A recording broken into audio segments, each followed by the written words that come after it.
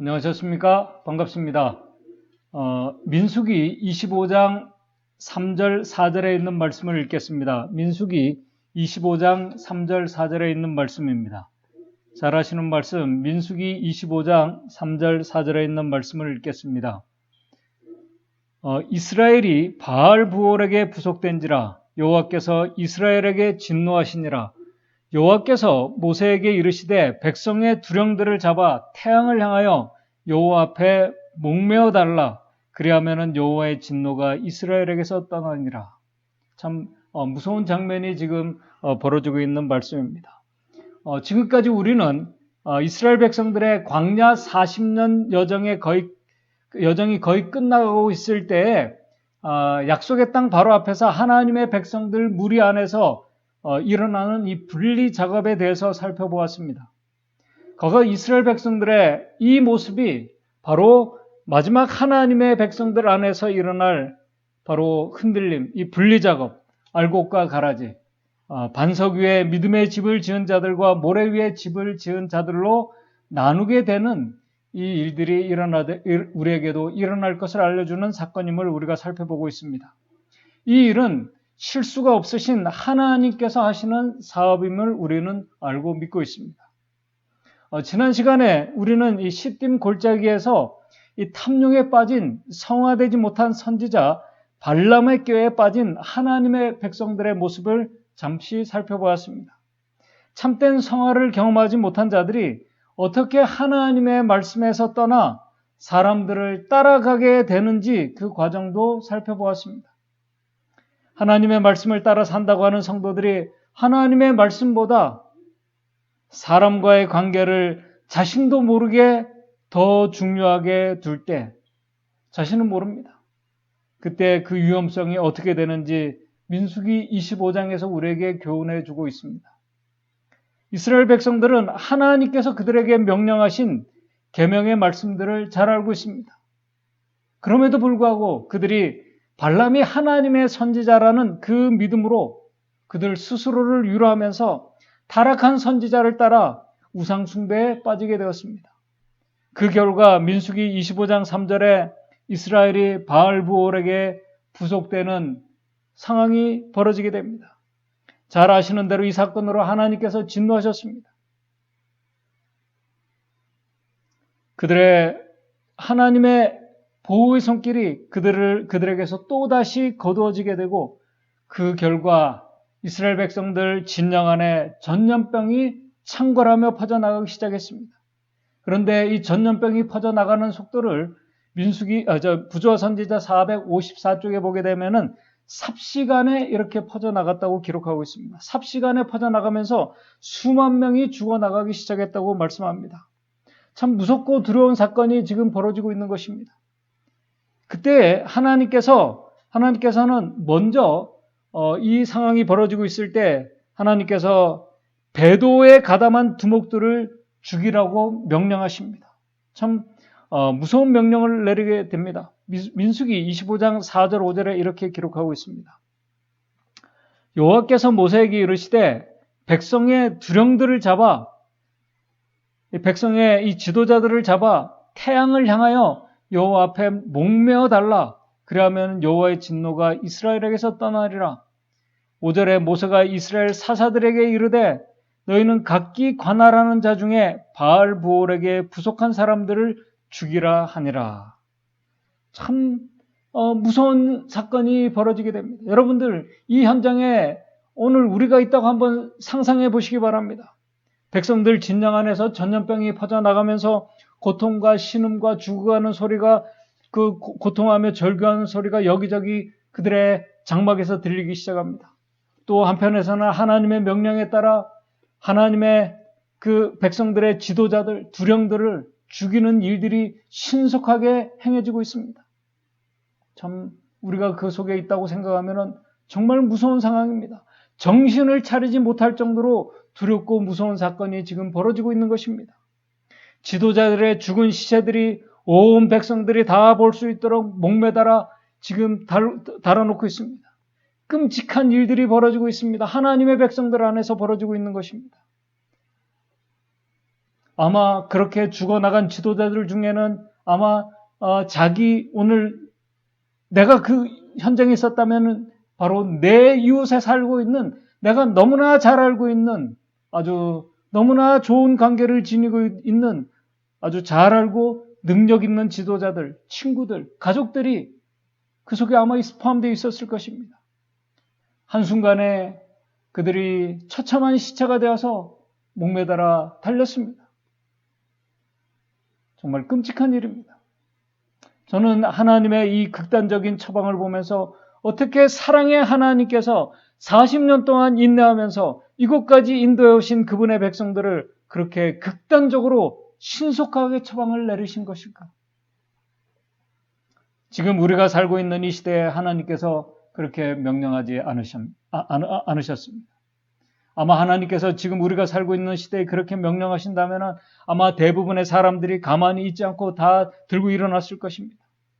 40년 동안 인내하면 인도해 오신 하나님께서 조금 더 기다려 주시지 않고 그렇게 왜 명령을 하신 것일까? 지금까지 하나님의 말씀을 통해서 알게 된 자비롭고 노하기를 더디하며 인자와 진실이 많으신 사랑의 하나님의 모습이 아닙니다. 그렇다면 그런 하나님께서 그렇게 극단적인 그 신속한 처방을 내리게 하셨다면 분명한 교훈을 그들에게 주시기 위해서 그렇게 하셨을 것입니다. 그 교훈이 무엇일까요? 그 교훈은 지금 백성들 무리 안에서 일어나고 있는 이 죄를 하나님께서 얼마나 미워하시고 그 죄 결과가 얼마나 치명적이고 무서운 결과를 낳게 되는지 백성들로 깨닫게 하시기 위해서 하나님께서 극단적인 그런 처방을 신속하게 내리셨다고 증언의 말씀은 기록하고 있습니다. 부조선지자 454쪽은 이렇게 말씀합니다.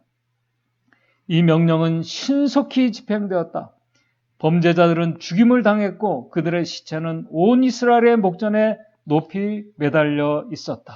참 끔찍한 상황입니다. 두목들이 그처럼 혹독한 처벌을 받는 것을 보게 하심으로 회중들로 하여금 하나님께서 그들의 죄를 얼마나 미워하시며 저들에 대한 당신의 분노가 얼마나 무서운가를 깊이 깨닫게 하셨다. 하나님께서는 결코 죄를 용납하지 않으시는 공의의 하나님이심을 여기서 분명히 보여주고 계십니다. 이 극단적인 하나님의 처방으로 인해서 백성들 안에서는 회개하고 자복하며 자신을 돌아보는 일들이 아주 신속하게 일어나기 시작합니다. 전에 깨닫지 못했던 것들을 그들이 깨닫기 시작합니다. 지금까지 내가 어떤 동기를 가지고 누구를 위해서 어떤 삶을 살고 있는지를 뒤돌아보게 됩니다. 그리고 자신의 모습을 보게 됩니다. 그리고 회개하고 자복하는 일들이 일어납니다.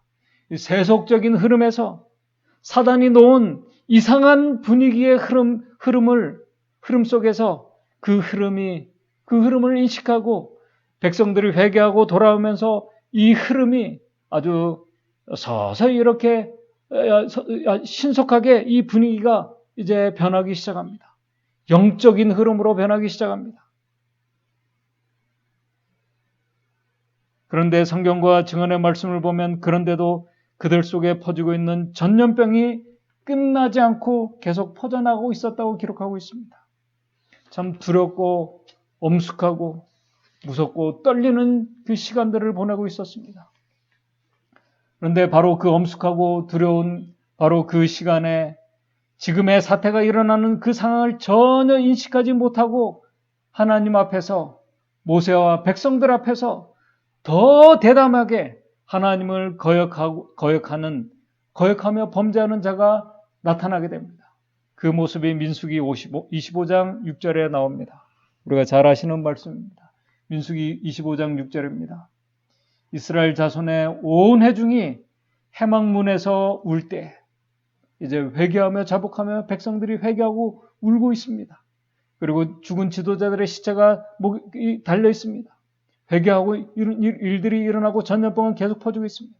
이스라엘 자손의 온 회중이 해망문에서 울 때 이스라엘 자손 한 사람이 모세와 온 회중의 목전에 미디안의 한 여인을 데리고 그 형제에게로 온지라. 참 아주 가감합니다.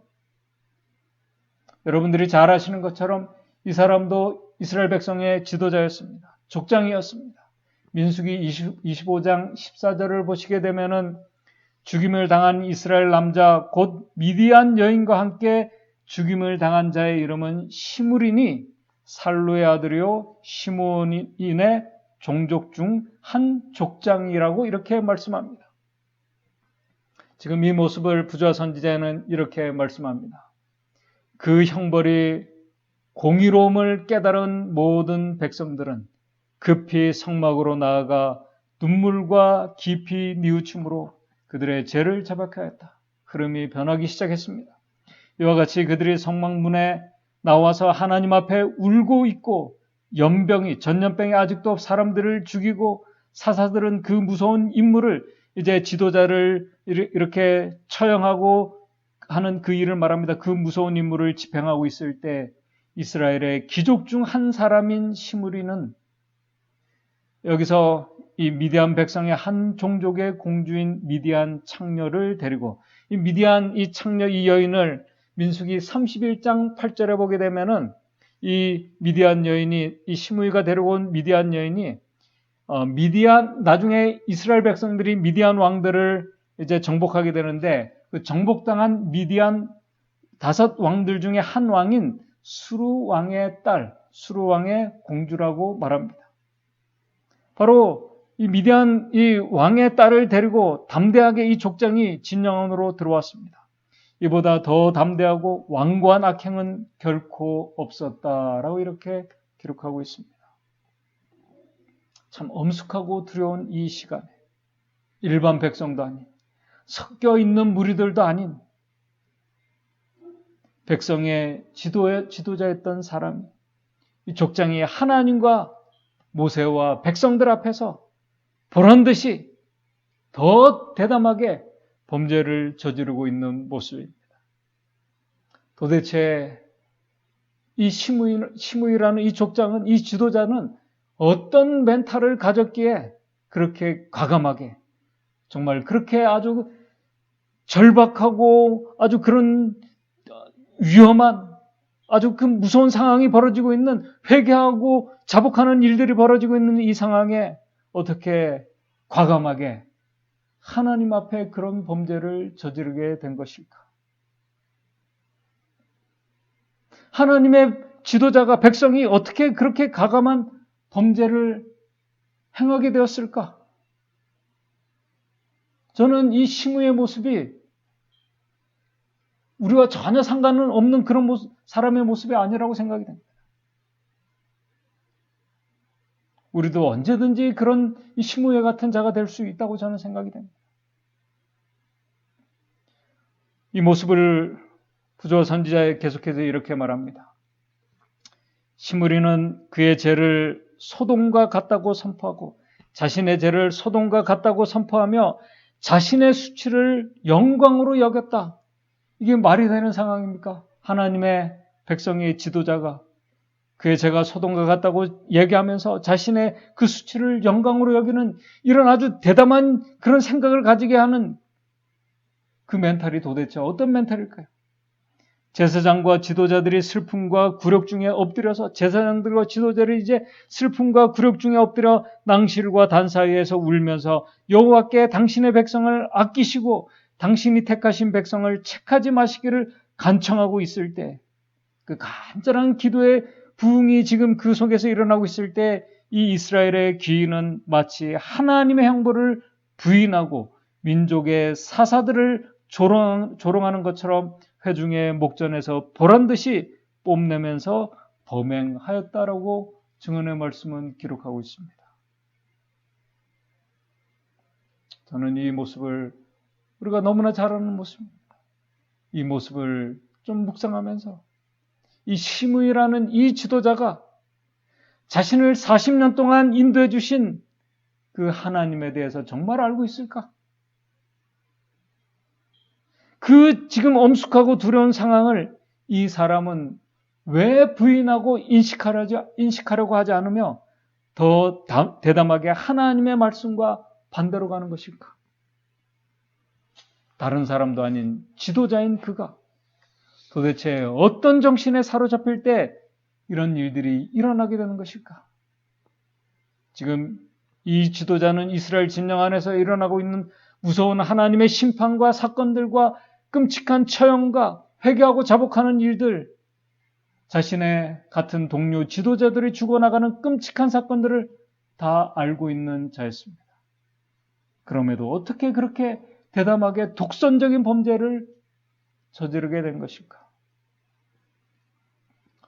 이번 연합회 그 목회자 세미나를 제가 이번 주에 참석하고 왔습니다. 이번 연합회 세미나에 여러 강사들이 왔습니다. 그 강사 중에 한 분이 마이클 캠벨 이 교수님, 그 닥터 마이클 캠벨 이 목사님이고 이 사우스 웨스트 삼육대학 역사학과 교수를 역임했고 지금은 이 북미지의 재림교회 재림교회 역사적인 자료들을 모든 책임을 지는 그 자리를 맡고 계신 마이클 캠벨 목사님이 이 재림교회 역사 안에서 일어났던 이설자들에 대해서 3일 동안 연속으로 강의를 했습니다.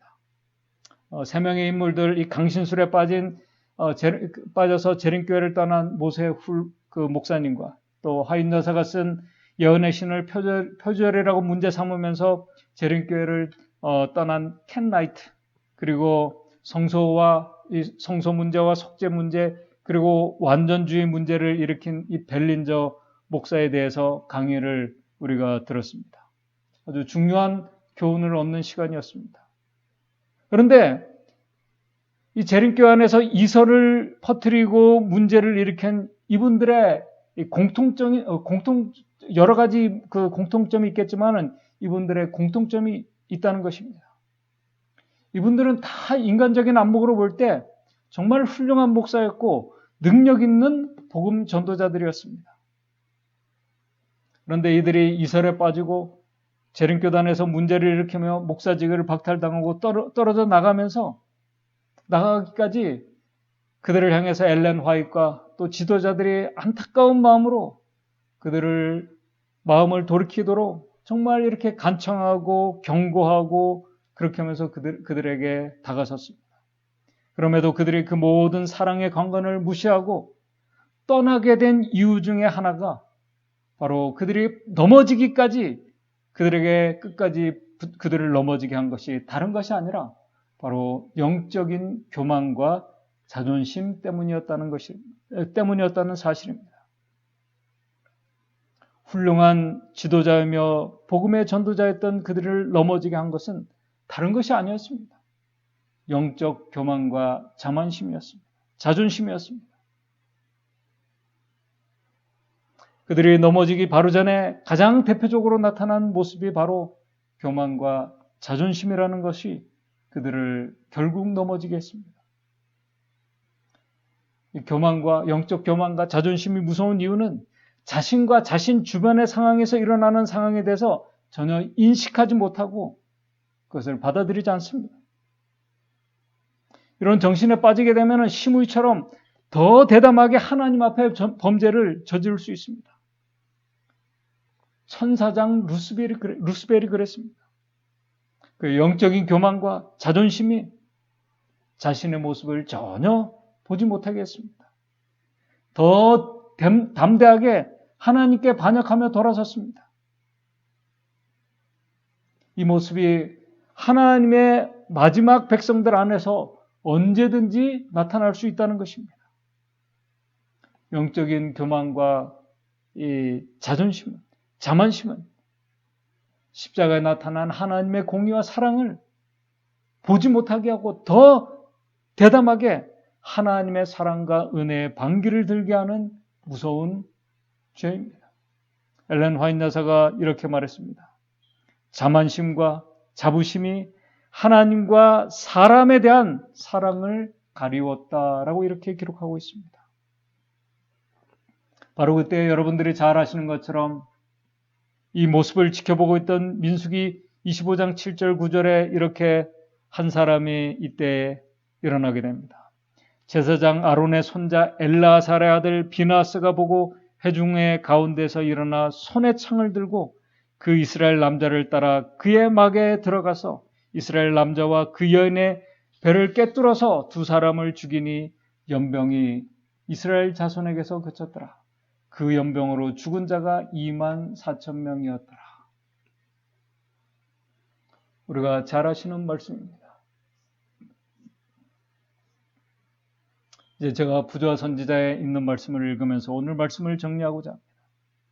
우리가 잘 아시는 것처럼 고린도전서 10장 11절 12절에 이런 말씀을 주고 있습니다.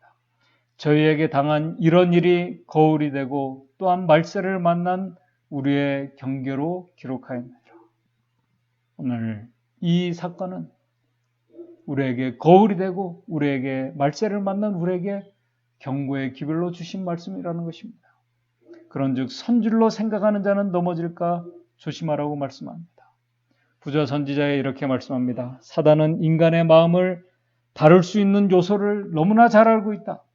사단은 수천 년 동안 악마와 같이 맹렬하게 연구하였으므로 각 사람들의 공격당하기 가장 쉬운 점을 잘 알고 있다. 사단은 여러 세대를 통하여 바알부올에서 그처럼 성공을 거둔 동일한 유혹으로 이스라엘 중에 가장 강한 자들과 귀인들을 파멸시켰다.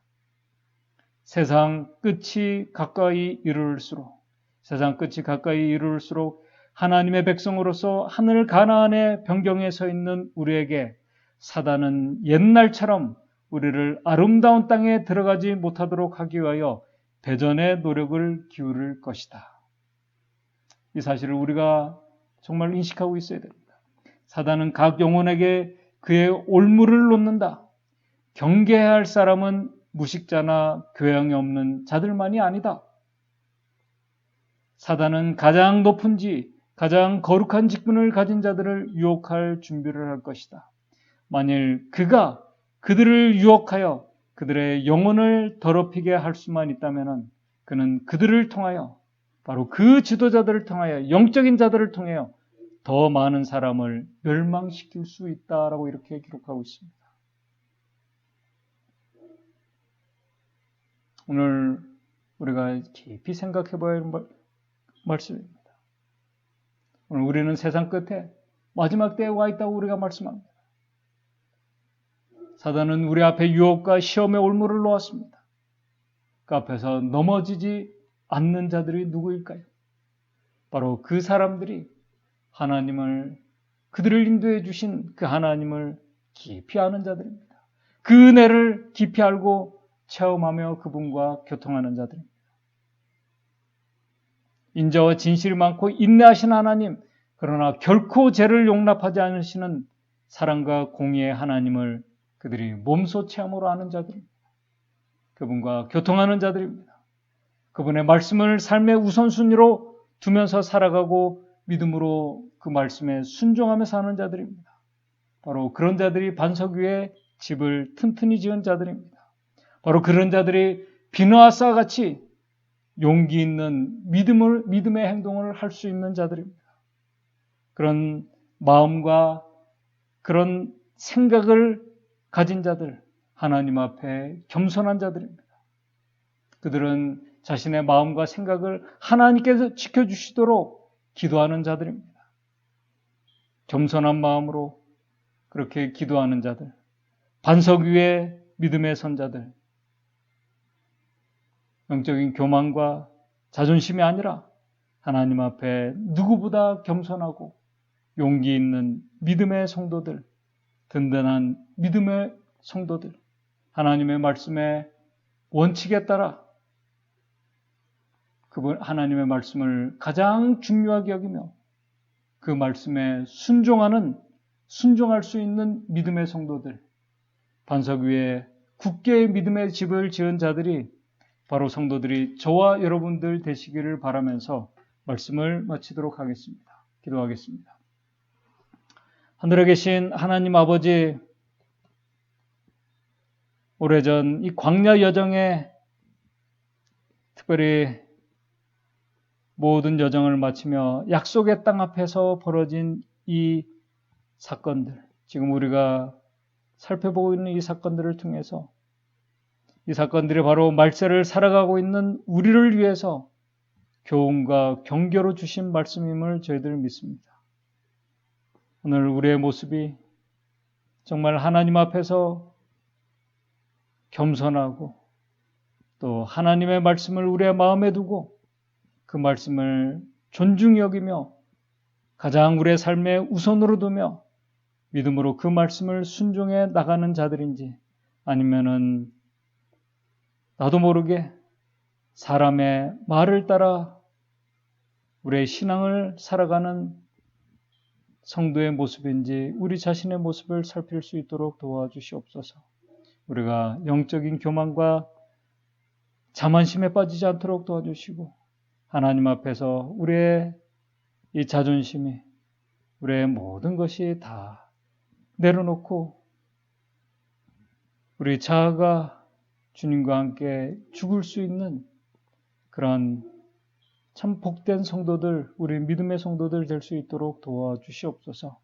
그런 자들을 하나님께서 지켜주시고 굳건히 붙들어 주시고 우리 앞에 어떤 시험과 올무가 있다 할지라도 넘어지지 않도록 붙들어 주시는 하나님의 은혜를 붙잡고 우리의 마지막 이 모든 신앙의 여정을 담대하게 나아갈 수 있는 우리 믿음의 성도들 될 수 있도록 도와주시옵소서. 예수님의 이름으로 기도드리옵나이다.